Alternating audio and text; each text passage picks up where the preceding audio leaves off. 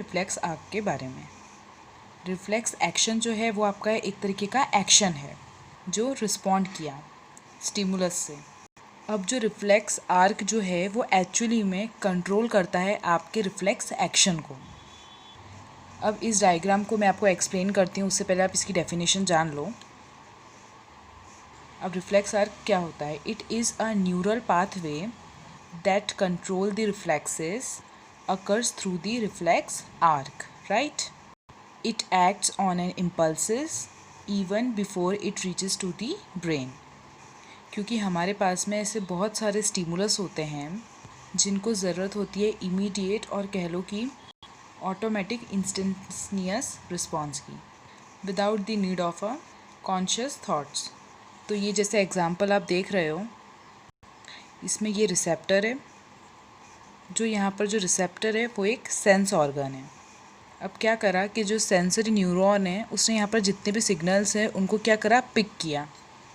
फिर क्या किया कि उसको भेज दिया, send them to the interneuron which are interconnected. उसके बाद क्या हुआ, it is then receive by relay neuron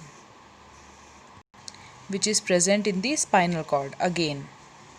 अभी स्पाइनल कॉर्ड वाला हमने पाथवे देखा था जिसमें स्पाइनल कॉर्ड क्या करता है, वो इन्फॉर्मेशन को प्रोसेस करता है और उसको जनरेट करता है, रिस्पॉन्स में कन्वर्ट करता है।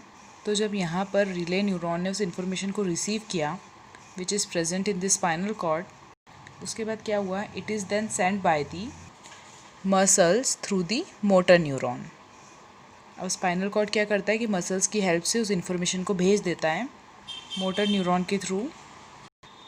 Now muscles attach to the effective organ, वो क्या करता है, आपका हाथ जो है उसको मूव कर लेता है, मतलब वहाँ से हटा लेता है।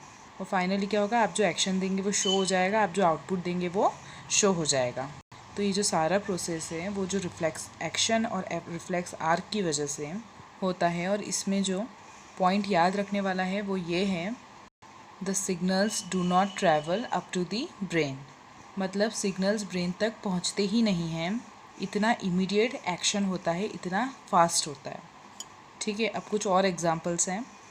फॉर एग्जांपल ये जो पेंसिल है वो एक हॉट ऑब्जेक्ट है। अब मैंने इसको टच किया और मैं सडनली अपना हाथ वहाँ से हटा लूँगी। ठीक है, तो ये जो मैंने हाथ हटाया है ये आपका रिफ्लेक्स एक्शन कहलाएगा। अंडरस्टैंड? तो इसी तरीके से बहुत सारे एग्जांपल्स हैं, अगर आप थोड़ा सर्च करोगे तो आपको बहुत अच्छे अच्छे एग्जांपल्स मिल जाएंगे रिफ्लेक्स एक्शन के देखने के लिए। हम हमारी डेली लाइफ में ही कई बार रिफ्लेक्स एक्शन के कई एग्जांपल देख लेते हैं। वैसे ही बहुत सारे और भी एग्जांपल्स हैं, मैंने वैसे कॉपी में आपको क्वेश्चंस के अंदर लिखवा दिए हैं, पर आप एक बार सुन लो। अगर कोई ब्राइट लाइट आपकी आंखों पर पड़ेगी तो आपकी आंखों का साइज़ क्या होगा, छोटा हो जाएगा। पर वो डिपेंड करता है कि किस इंटेंसिटी से लाइट आपकी तरफ आ रही है। अगर मैं आपको बताऊं तो हम जब सोकर उठते हैं, ठीक है, तो अगर हम एकदम से लाइट चालू करते हैं तो 2 मिनट तक तो हमारी आंखें बिल्कुल ब्लिंक करती हैं, मतलब हम एकदम से आँख नहीं खोल पाते। तो वो भी आपका एक रिफ्लेक्स एक्शन का ही एक एग्जाम्पल है। फॉर एग्ज़ाम्पल कई लोगों को ऐसी भी प्रॉब्लम रहती है कि जहाँ पर डस्ट ज़्यादा होती है तो उनको एकदम से स्नीजिंग कफिंग की प्रॉब्लम हो जाती है, तो वो भी एक रिफ्लेक्स एक्शन है।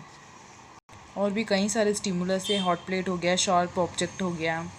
So it is all about the reflex action and reflex arc. So till then, keep revising.